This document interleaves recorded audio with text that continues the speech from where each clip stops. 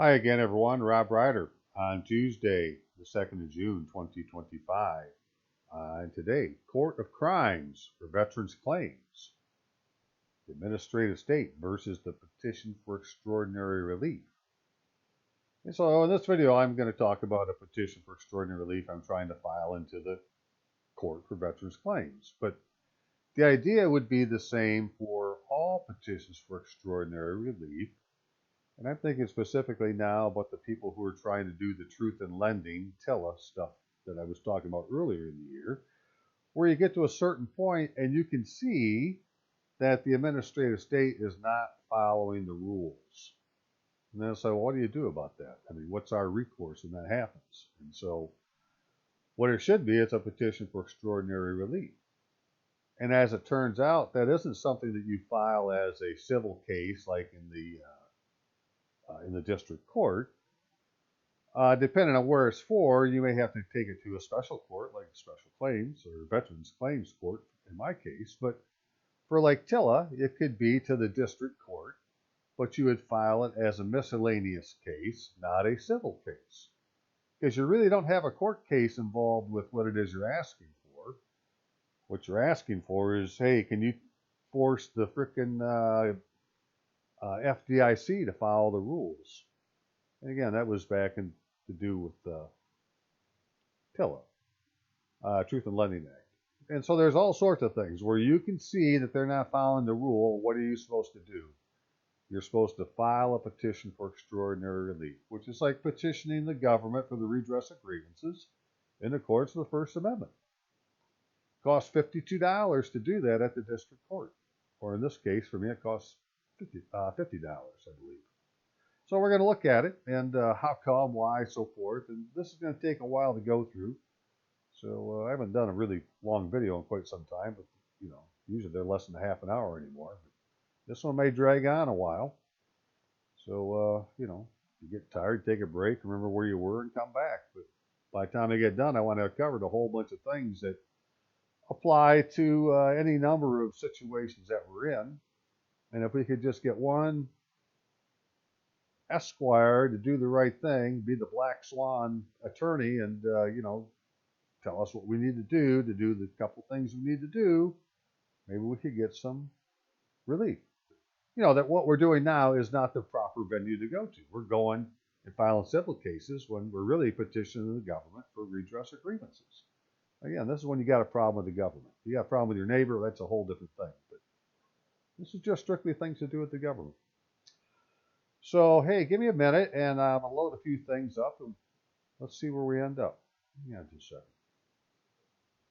I guess let me start here, because I want to start closing some of the windows. I got so many windows open, I'll never remember what they're all for. But I'll close them now. So I asked Grok, I said, can a petition for extraordinary relief be filed as a miscellaneous case in the U.S. District Courts? Yes, a petition for extraordinary relief can be filed as a miscellaneous case in the U.S. District Courts. But the specifics depend on blah, blah, blah, such as petitions for writs of mandamus, probation, habeas corpus, or other extraordinary writs authorized under the All Writs Act. Outstanding. If you want to use the All Writs Act, then you file a miscellaneous case. And in the All Writs Act, we're not telling the court which of these we want the court to do. Right? When you petition for extraordinary relief, you tell the court what you want it to do, and it will just write the order that needs to be done. It use all the writs it needs to get it done. What it wants to know is, what do you want done? So I just want to show it can be done. Right? There you are. According to Grok, you can file a petition for extraordinary relief as a miscellaneous case in the U.S. District Courts. And so if you go look up the District Court Miscellaneous Fee Schedule, you will see that for filing a document that is not related to a pending case or proceeding, $52. That's exactly what we're talking about doing.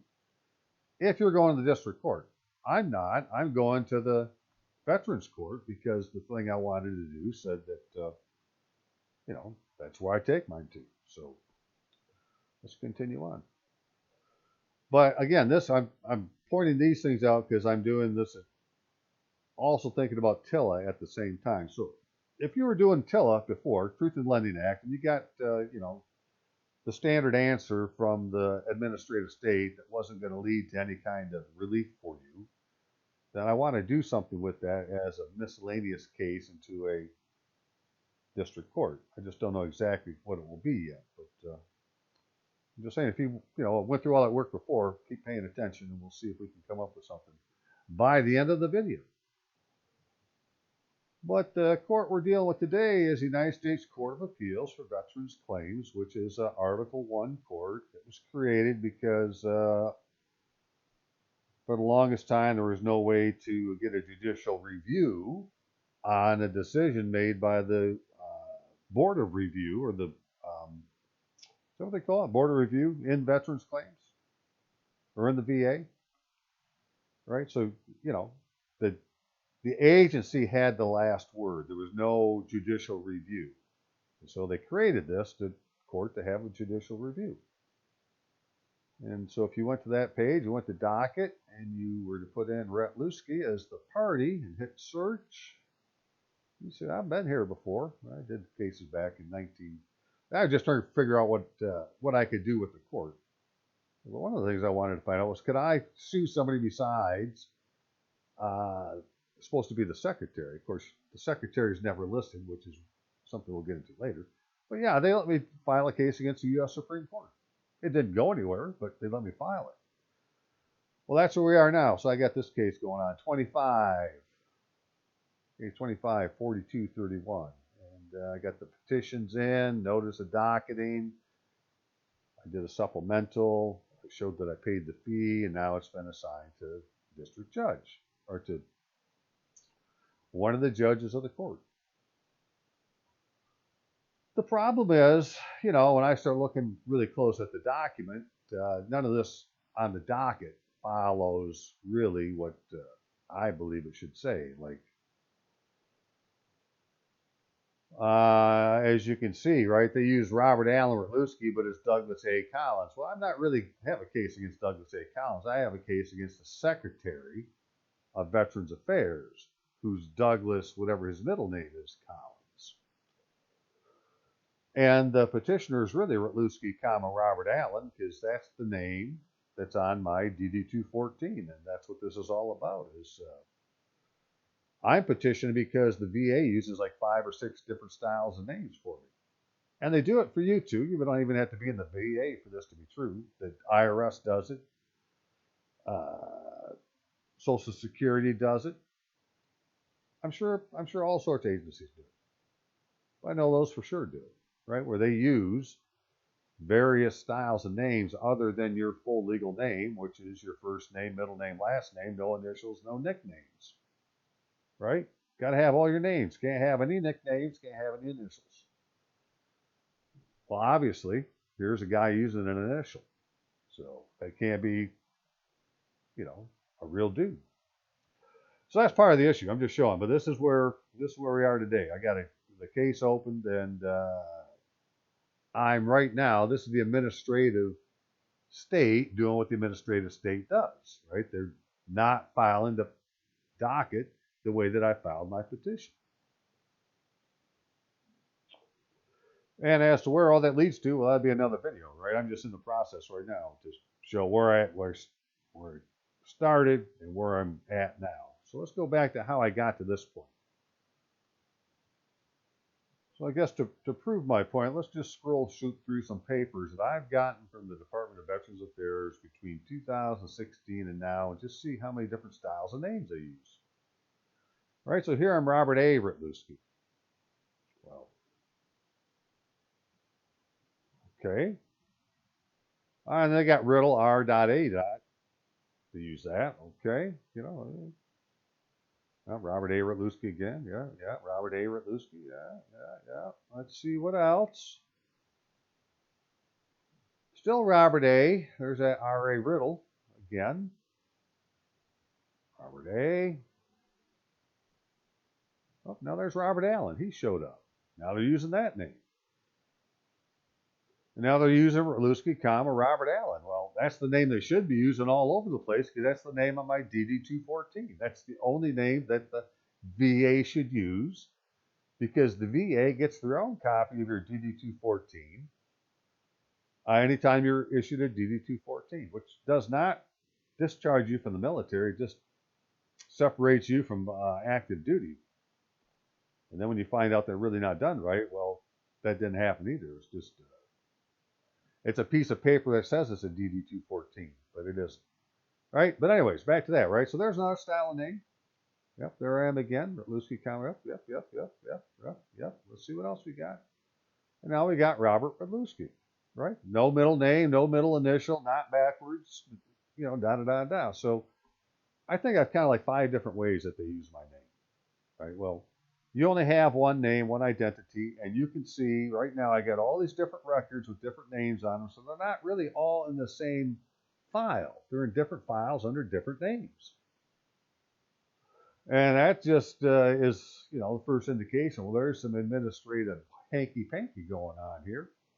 That would, if I wanted to see all the records for Rutluski, Robert Allen, and I asked him for them, I wouldn't get this record.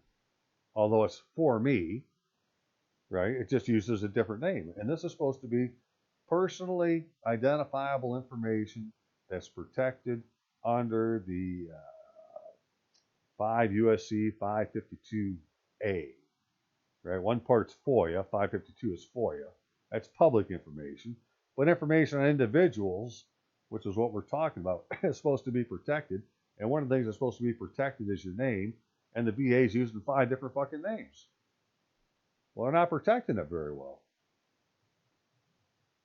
Well, come to find out, that shit's already been thought about by the VA. I mean, it says right here in Title 38 United States Code, which is Veterans Benefits. So everything in Title 38 has to do with the Veterans Benefit. Here's one of them, subsection 5706, Veterans Identification Card, where it says the Secretary of Veterans Affairs shall issue an identification card described in subsection B to each veteran who 1. Requests the card. 2. Presents a DD-214. 3. Pays the fee. You don't pay a fee now to get an ID card from the VA. They got 2 different cards you give you. I have the one that comes from the Health Administration, VHA. Right? That card's got me in a middle initial name. Right? That's not my name. Right? Because they're asking you to give your DD-214. Okay, well, what's the name on your DD-214? We'll take a look. They put last, first, middle. So Rutluski, Robert Allen means my last name is Rutluski, my first name is Robert Allen. I have no middle name because there's not a comma right here. All right, this is last name, first name, and it's the way it is on your, if you're an enlisted person, your DD Form 4 when you enlisted. It's the way it is on your military ID. Right? That's the way they put your name, Rutluski, Robert Allen. That is your identity inside the double wire. Unfortunately, we're outside the double wire, and they're not letting us back in. But nevertheless, that could be, right? Because they have provisions to give you the exact ID card using your DD-214 that's going to have these other attributes as part of it. But the big thing is, besides that, is the fact that you have to pay for the card. And the reason that's important is because that opens up a record that has to do with public monies now, because you're paying into the public monies general account, or whatever the account is called. And so the secretary has to charge you a fee. Well, to do all this stuff, then he would have to have written some rules or something, and the point is they never did that. Right? There is no way to do what this law says to do because the secretary failed to write any rules to do it. Well, they have something you can do about that then, right? You can file a petition for extraordinary relief. So now let's read between the fine lines real quick, right? Veterans Identification Card findings that effective on the day before the date of enactment of this act, which was July 20th, 2015. So it's, 10 years now. It's been in. Still have no rules to implement it, but it's been there. Anyways, the Veterans Identification Cards were issued to veterans who have either completed the statutory time and service requirement for retirement from armed forces or who have received a medical-related discharge from armed forces. So this card we're talking about ties you back to your records in the military through the DoD. And so how that's all tied together then is there's certain records that, they want to act like the VA and the DoD are completely separate, where they're not when it comes to identity, because in the VA, under privacy, they have these systems of records that exist. So Veterans Affairs, Department of Defense, Identity Repository. Right, this system of records is an electronic repository of military personnel history, payroll information, and their dependents data provided to VA by Department of Defense, Manpower, the VADR database repository used in conjunction with other applications across business lines to provide electronic consolidation, view, comprehensive eligibility, benefits, authorization, utilization data from across the VA. VADR database, retiree, retrieve profile data, military history, information on benefits. So in other words, they need your name, right? And it's the same name that you use in the military. Well, then we should all just be getting stuff. In my case, it says Rutluski, Robert Allen on it. But of course, that ain't what's happening now. And the reason it isn't happening now is because I don't have the damn ID card that I should have got from the secretary to prove that I'm the veteran. Right, the Secretary of Veterans Affairs shall issue identification card described in Section B to each veteran who you have got to do 1, 2, or 3, or you didn't get the proper ID. I don't really care what the person at the window tells you, because they're going to tell you the shit they're giving you is just fine. Of course they are, but it isn't. And just one more proof of this tied together between the VA and the military is that in this case it's called the Army Military Human Resource Record. But if it's the Navy, it's the Navy Military Human Resource Record, right? Air Force Human Resource Record. But they're all the same. So there's a thing called the Military Human Resource Record, and each branch has got their own regulation on it. But you can see here that it says that the AMHRR is the historical and authoritative source for authentication of veteran or service-related benefits, entitlements, and services. Well, I'm looking at it. This is an Army regulation. It's telling me you got to have this AMHRR if you want to know, authenticate of what your benefits are. There's nothing else that can do it. This is the historical and authoritative source for authentication of veteran or service-related benefits, entitlements, and services. But they won't let me see mine.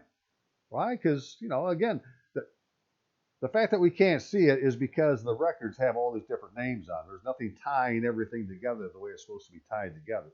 But they're going to give you whatever excuse they give you over the phone because that's administrative state, covering up their tracks. But if we just had the damn ID that would align all of our records under one name, one social security number, one date of birth, boom, boom, boom, boom, boom, you'd have one record or one file with all your records in it. And right now we have multiple files with some of our records in it, but none of them have all of our records in it. And that's the way the administrative state wants it to stay. And just to quickly show that, the Department of Defense is in on this also, right? So this is a multiple agency scheme going on that when you enlist, one of the very first forms that gets filled out is called a DD Form 4.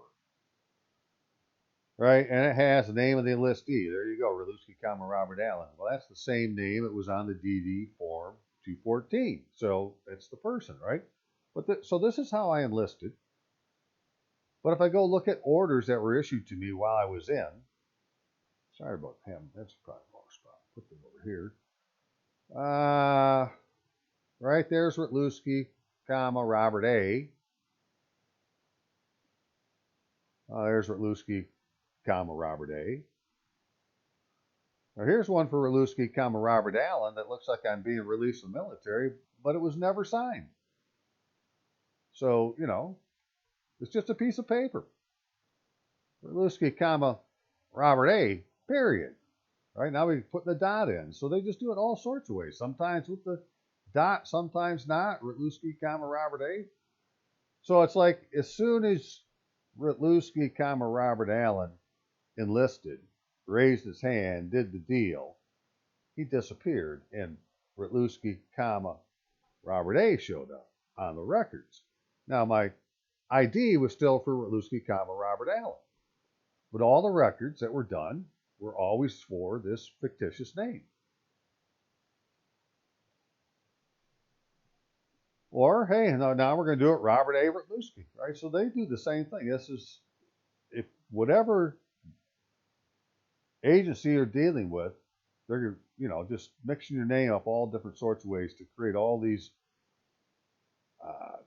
partial records that no one record has all the information in it. And this is why this dude is still in the military, because he was never released, right? I enlisted as Rutluski, Robert Allen, but I've never been separated from the custody and control of the military. And as it turns out, if that's the case, right, the one thing an enlistee has that nobody else has is we have a contract with the United States. And our contract says that we're entitled to receive pay, allowances, and other benefits as provided by law and regulation. As long as we're enlisted, we're entitled to pay, allowances, other benefits. Well, I don't have any orders showing that I've been discharged, so I'm still entitled to pay, so forth. And that's why I've shown this in many videos before, that there's a thing called the Military Retirement Fund.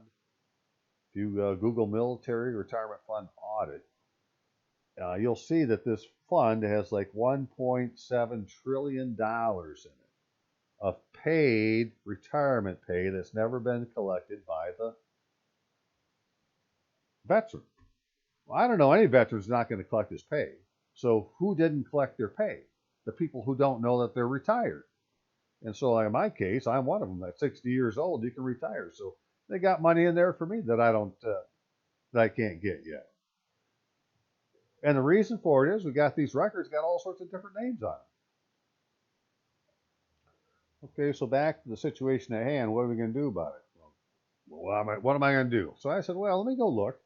And sure enough, right, again, this is Title 38, so this is a veteran's benefit, that the Secretary has authority to prescribe all rules, regulations which are necessary and appropriate to carry out the laws administered by the Department and consistent with those laws, right? Whatever it takes to get her done.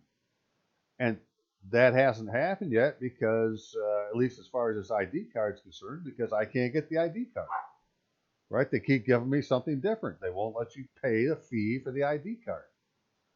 So apparently the reason must be because the Secretary didn't write any rules yet. Well, as it turns out, judicial review of rules and regulations, that an agency of the Secretary, or an action of the Secretary, to which 552A, that's the Privacy Act, and 553 has to do with rules, I believe, is subject to judicial review. So in other words, the fact that there are no rules could be subject to judicial review. Such review shall be according to Chapter 7 of Title 5 and may be brought only in the United States Court of Appeals for the Federal Circuit. However, if such review is sought in connection with an appeal brought under the provisions of Chapter 72 of this title, shall apply rather than the provisions under Chapter 7, 5, blah, blah, blah, blah, blah. Anyways, if you're going to do it under the Veterans Court, you do it different than if you were going to do it through the United States Court of Appeals for Federal Circuit, which I don't believe they have a miscellaneous case filing you can do. Now, they might have. I have to go look closer, but that was the reason I did it the other way, and I took it to this other court, which is the Veterans Court. Okay, so for certain reasons, certain conditions, we can have judicial review, and then finally, if the Secretary determines that benefits administered by the department have not been provided by reason of administrative error on the part of the federal government or any of its employees, the Secretary may provide such relief on account of such error as the Secretary determines equitable, including the payment of monies to any person whom the Secretary determines is equitably entitled to such monies. Outstanding. All right, so petition for extraordinary relief. That's where we're headed. So we were told, one of the ways to do it is according to Title V, United States Code, Chapter 7, Judicial Review, provisions of sections 551, 559 of Title V, which all have to do with like the Privacy Act and administrative procedures and so forth and so on, and Well, what if you want to review that stuff? Application, what was the important stuff? Okay, let's just go here. Right to review. A person suffering a legal wrong because of agency action or adversely affected or aggrieved by an agency action within the meaning of relevant statute is entitled to judicial review thereof. An action in a court of the United States seeking relief other than money damages, which means you're looking for equity, and stating a claim that an agency or an officer or employee thereof acted or failed to act in an official capacity or under color of legal authority shall not be dismissed, nor relief there be denied on the ground that it is against the United States or that the United States is an indispensable party. So they can't say, well, you can't, in other words, they can't say you can't sue the government. The United States may be named as a defendant in any action, and a judgment or decree may be entered against the United States. Well, that's outstanding. Provided that any mandatory or injunctive decree shall specify the federal officer or officers by name or by title and their successor in office personally responsible for compliance. So the order that's going to be written by the court is going to order the dude to do the thing that needs to be done, whatever it is. But you can make the United States. Now, it didn't say make the United States of America the defendant. It said make the United States the defendant. And of course, they're not the same thing. The United States of America is this thing we find ourselves in now, and the United States is the thing that's still participating in the Civil War. But if you're in the military, you go to court and you look at who the plaintiff is. It's the United States. But if you go to a civilian court and look at who the plaintiff is, it's the United States of America. Two different jurisdictions. So, anyways, back to TILA now, truth in lending. Well, that's where this would come in, right? Because they didn't do the shit they were supposed to do. You could say that you've been aggrieved by you're supposed to file the complaint. The complaint was supposed to go to the proper office, and they were supposed to do something, and none of that shit's happened. And what all the little details are, put them in your petition, and take it to the district court and get it filed. But more on that later. Right now I'm still working for myself. I'm still working with trying to get something done with the Veterans Court. So this is one way to have done it. And the other one said I could go to the Veterans Court and basically do the same thing. So in Title 38, again, United States Code, Veterans Benefits, right, under Chapter 72, this is what created the United States Court of Appeals for Veterans Claims. And, just like, well, what does it take to be able to file a petition here? And it says, right, that the Court of Appeals for Veterans Claims shall have exclusive jurisdiction to review decisions of the Board of Veterans Appeals. And the Secretary may not seek review of any such decision. The court shall have power to affirm, to modify, or reverse decision of the board, so forth and so on. So it's talking about an appeal from the board. And so they call that, when you put it in, a notice of appeal. But they have this other thing that's called, but then it goes on to say, review in the court shall be on the record of proceedings before the secretary and the board. Like there's two different proceedings. You got to proceed with the secretary and one with the board. Well, the one with the board is the appeal. The one with the secretary, I'm saying that's the petition for extraordinary relief. And whichever, then the extent of the review shall be limited to the scope provided by this other section. So let's go take a look at that real quick.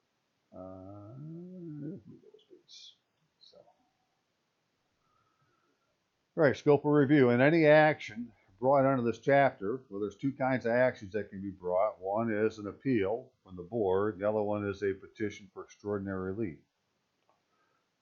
Right, the extent necessary to its decision, the president, and when presented, shall decide all relevant questions of law, interpret constitutional, statutory, regulatory provisions, and determine the meaning and applicability of terms of an action of the secretary.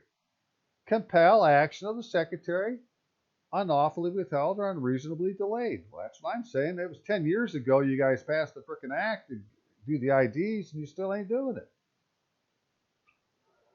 Hold unlawful, set aside decisions and findings, so forth and so on. In case of a finding of material fact adverse to a claimant made and reaching the decision in a case before the department with respect to benefits under the laws administered by the secretary, hold unlawful, set aside, or reverse such finding if the finding is clearly erroneous.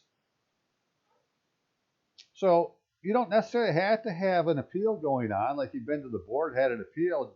You know, if you find something that they did wrong in whatever you're trying to get, you're supposed to file a petition for extraordinary relief. That's the way I read it. Although it don't ever say that in those words, you know, that's my interpretation, so that's what I decided to try. Okie dokie. So then if you went to the website for the court, you saw United States Court of Appeals for Veterans Claims, and you could see that here were some court rules and procedures, right? Rules of practice. Let's just try to follow the rules and see if we can do what it says to do. And we would find out that, well, Rule 21 is for extraordinary relief. Right, extraordinary relief from the court may only be brought by filing a petition with the clerk with proof of service on respondents, the secretary if not the respondent, and any other party of interest. The petition shall state the precise relief sought, state the facts necessary, state the reasons, include appendix with your evidences, describe any public officer who's responsible. And then the requirements of these other rules, so forth, apply to petitions. Then upon receipt of the filing fee, the clerk will submit the petition to the court. And then you got to file some more rules about how you title your paperwork. But it says the petition shall be captioned, name of petitioner. Well, I say that's Rutluski, comma, Robert Allen, comma, petitioner, comma, V. Dot, name and title of respondent. Well, then that should be the guy's name and Secretary of Veterans Affairs, comma, respondent. But that isn't how they have it on here. They got Robert Allen Rutluski versus Douglas A. Collins. Well, I'm not. If you're going to use Robert Allen for me, you can't use Douglas A. for him.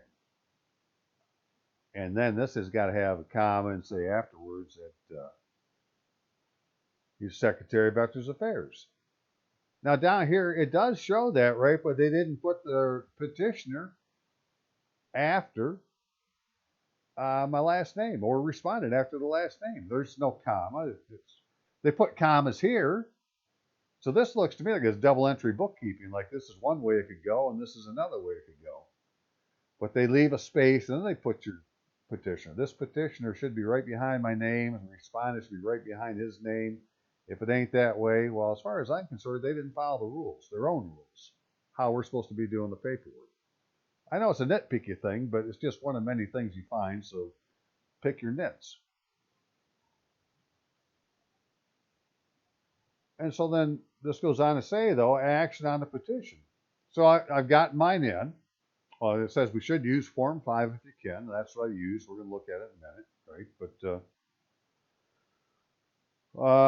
consolidated petitions, well, you can have more than one petition, I guess. Any motion, consolidate, so forth, so on. Yeah, I guess you could do that.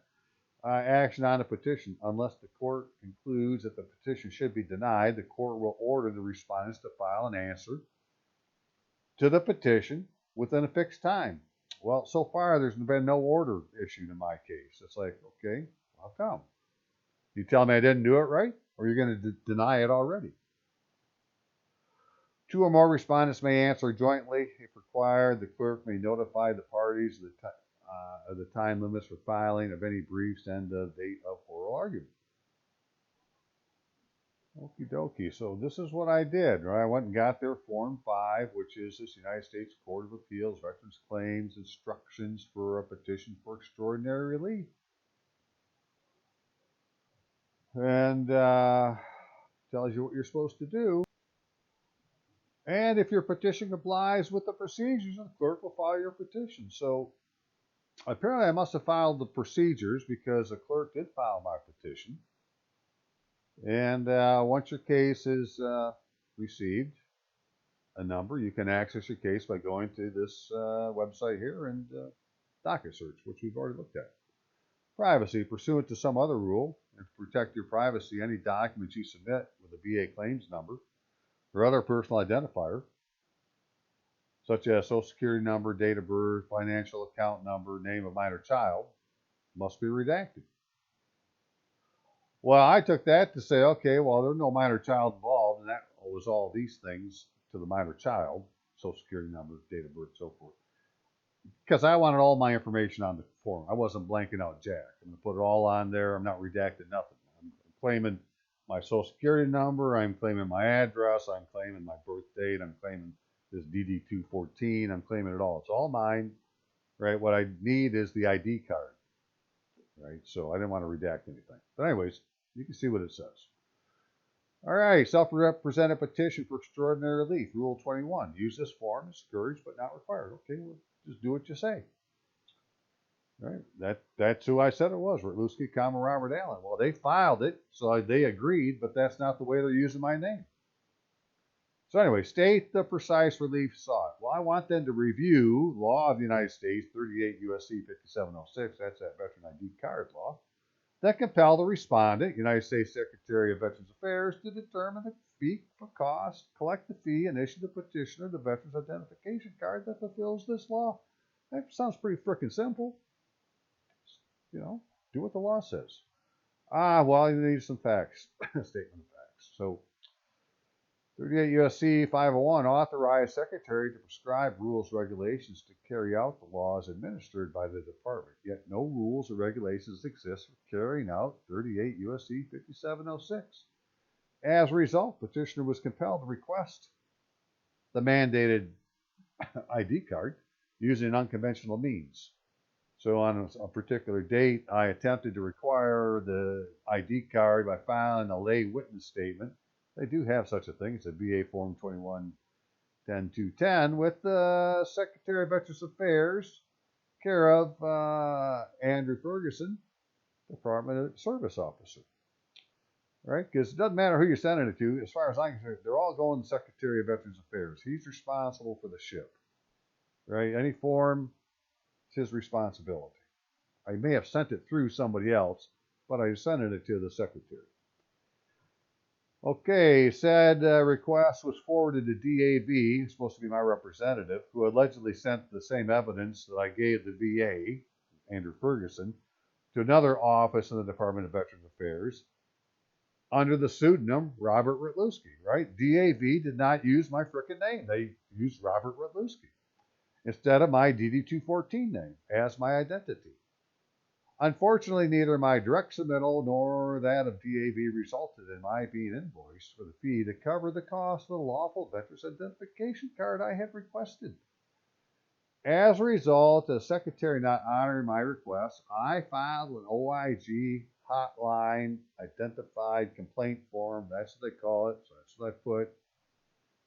and was an expectation of quick resolution of this matter in my favor. Disappointingly, the Secretary again failed to follow the law, as the OIG has not taken any action on my complaint.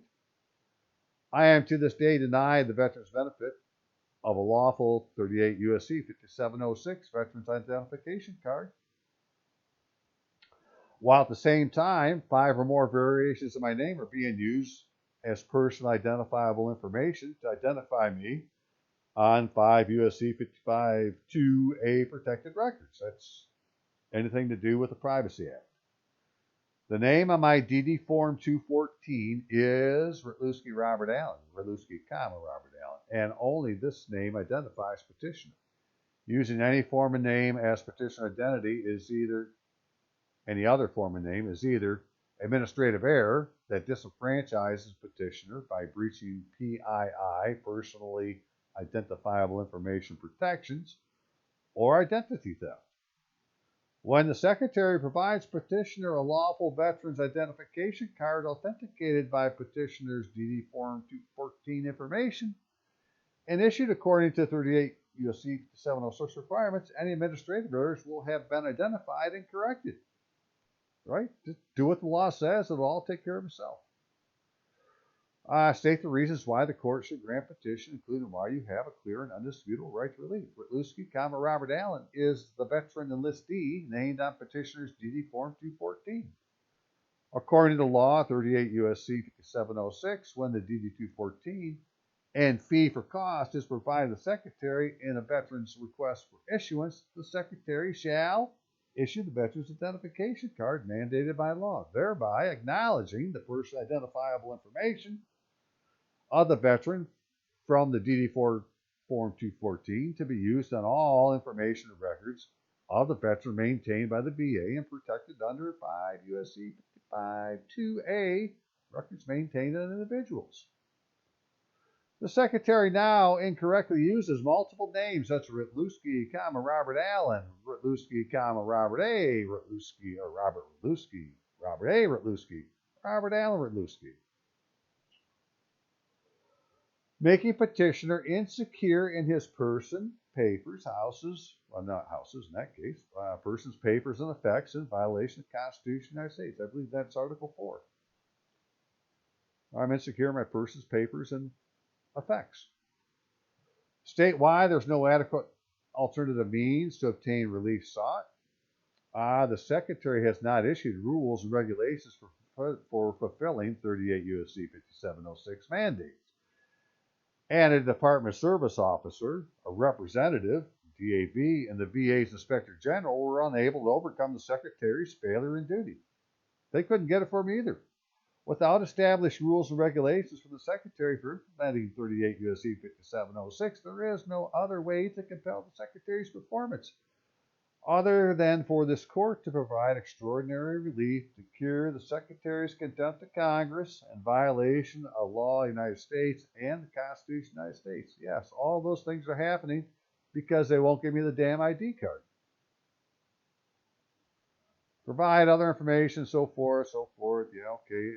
It is plainly stated in 38 U.S.C. 5706 that the Secretary of Veterans Affairs shall issue, S-H-A-L-L, shall means shall, identification card upon request to a veteran named on DD Form 214 and payment of Secretary established fee for cost. Congress found the infrastructure already in place to produce photographic identification cards and accept a small payment to cover the cost. The United States Secretary of Veterans Affairs is currently Douglas Allen Collins, a.k.a. Doug A. Collins, who is still a colonel in the United States Air Force. That was interesting to find out. He's a chaplain. He's still a chaplain in the United States Air Force. And this officer has the duty of getting the petitioner the 38 U.S.C. 5706 Veterans Identification Card. Thankfully, 38 U.S.C. 503 allows him to correct administrative errors, and I believe that with the court as arbitrator, we can peacefully resolve the injustices denying petitioner veterans benefits. There's no minor childs involved. I'm including unredacted copies of my DD 214. All the things I've done already. put on my certificate of mailing and that I certify under penalty of perjury that I served the foregoing unresponded by prepaid U.S. mail and sent it on in. And they, filed it. So I said, okay, well, I guess I did it right. They filed it. But they don't seem to be doing the administrative part on their end properly, and that's where I find myself today. And so what it said elsewhere in the rules was, well, let me go find it real quick. It won't take that long. Hang on a second. So elsewhere on that website, you would find the complaints or rules of the Judicial Council of the United States Court of Appeals for Veterans Claims governing complaints of judicial misconduct or disability, which we don't necessarily have yet. This isn't a judicial issue yet, but what it said was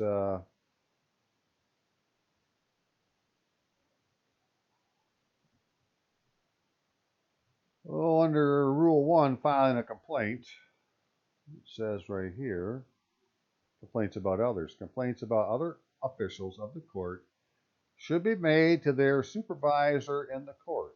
If such complaint cannot be satisfactorily resolved at lower levels, it may be referred to the chief judge, because the chief judge is the one who's responsible for the administration of the court. Everybody works for the chief judge. He's the captain of the ship. So therefore, it could be against him because he's the chief judge, and it could, that would make it judicial. All right, but we're not quite there yet. The clerk of the court, whose address is, this address, whose telephone number is, this address, whose email address is, this email address, is sometimes able to provide assistance to resolve such complaints. So what I did is I filed a complaint with the clerk. Not really a complaint. I asked her some questions at that email address. But the answer I got back didn't come from this email address. And so I wrote back to say, hey, you didn't answer from the email address that I sent you, so I don't accept your answers. But the idea being eventually, if I need to, I'll get the chief judge involved, which could be yet today. And then it would be something that could fall under this section here as far as the chief judge if he doesn't do something about it. But I can say this, that some years ago now, in outside of Chicago, 16th Judicial Circuit, I believe it was, that a friend of mine had gotten himself a little bit of trouble with the clerk of the county recorder, because she was asking too many questions at the county, or at the counter, that the clerk didn't want to answer, couldn't answer, refused to answer, and so they called the sheriff and got her for disturbing the peace, for disturbing her office, asking too many questions they couldn't answer. Some bullshit like that. Anyways, I can't remember exactly what we did, but I ended up writing a letter to the chief judge for her. And that ended up getting a recorder to be put into the court, and the county recorder having to come to court and testify. And I guess she did not look well. I mean, she was really pale, and they put on this dog and pony show for a whole day over this one little thing, right? And at the end of the whole thing, after a whole day of court, the verdict was that Roe was not guilty, which means she was guilty. But the case was closed, and they gave her back all her money. Right? So just the shit that they do, right? They called her not guilty, and they didn't charge her. Didn't go to court, didn't go to jail. Nothing else happened. They gave her back all her money, her bond money, everything, every last penny of it, and they just wanted to, step away from it. And it's because we got the chief judge involved. That's what happened. So if that's what I need to do again, that's where I'm headed next. But yeah. And I'll leave it at this, I guess. This is one last rule. This has to do with filing in service, right? No matter what court you're going to, you got these things that you have to do, right? So Document submission and filing. In general, a document required or permitted to be filed in the court with regard to an appeal or petition for extraordinary relief shall be submitted to the clerk with proof of service.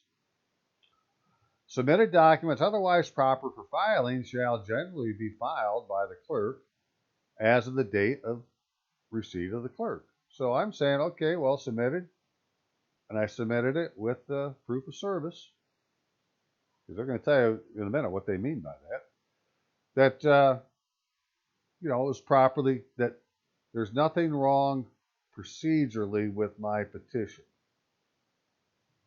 because they filed it. So anything that's happening now is something that's administrative on their part that they don't want to deal with it. Prior is responsible for delivery of any document to the court, confirmation, receipt, so forth and so on. Okay, notice of appeal or extraordinary relief. So documents submitted and filed by self-represented parties.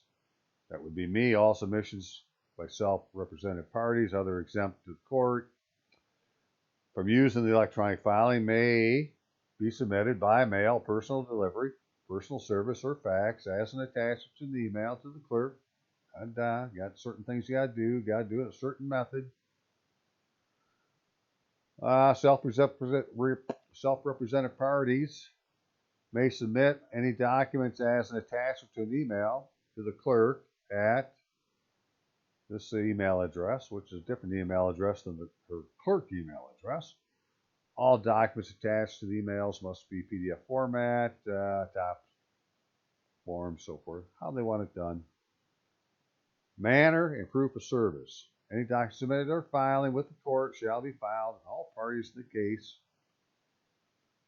Service by parties not electronic, that would be me, shall be accomplished by providing a copy of the document to be filed to a responsible person at the office of the representative of the party or the office or home of the party, or by personal delivery, mail, private commercial carrier. Proof of service is accomplished by submitting the document to be filed either A, acknowledgement by the person served of his or her personal service, or a statement certified by the person, me, who made service, showing the date and manner of service and the name and address of the person served. Well, that's what I say I did with my proof of service on the last page here. And because they filed it, I assume they agree, right, that this is, because again, this certificate of mailing, this is proof of service. Because when you deal with the mail, if you send something first class mail and they put the postmark on it, right, it's been delivered as soon as the postmark goes on it. So as soon as the post office took custody of my mail, it was considered served. And I certified in a statement, like the way they said, put it on. Here we are. Well, very good. I'm going to leave it there. I'm not going to go into, the back and forth with the clerk yet, trying to get the administratorship resolved, because we're really just getting started. But I'm trying to file a petition to get an ID card. Use a petition for extraordinary relief, which is the same thing as going to the U.S. District Court and filing a petition for extraordinary relief as a miscellaneous case. As I said earlier, I'm thinking more like for something like TILA, because that just sticks out in my head because I had done it recently. But there's all sorts of examples that you can find in your situation where you're going to say, well, this is what the law says, and they ain't doing it. Okay, or are they violating the Constitution by what they're doing? Right? You get that question answered for $50 by filing the case with the miscellaneous case, as long as I file it right and do the right thing. But we're dealing with the administrative state that keeps getting in the way, and point it out enough, maybe somebody will do something about it. Very good. I'll leave it there. You all have a great day. I'm going back to the Court of Crimes for veterans claims and battle the administrative state. file a petition for extraordinary relief. Not just file, to get the relief asked for. That's where I'm at now. Okay, very good. You all have a great day. See you.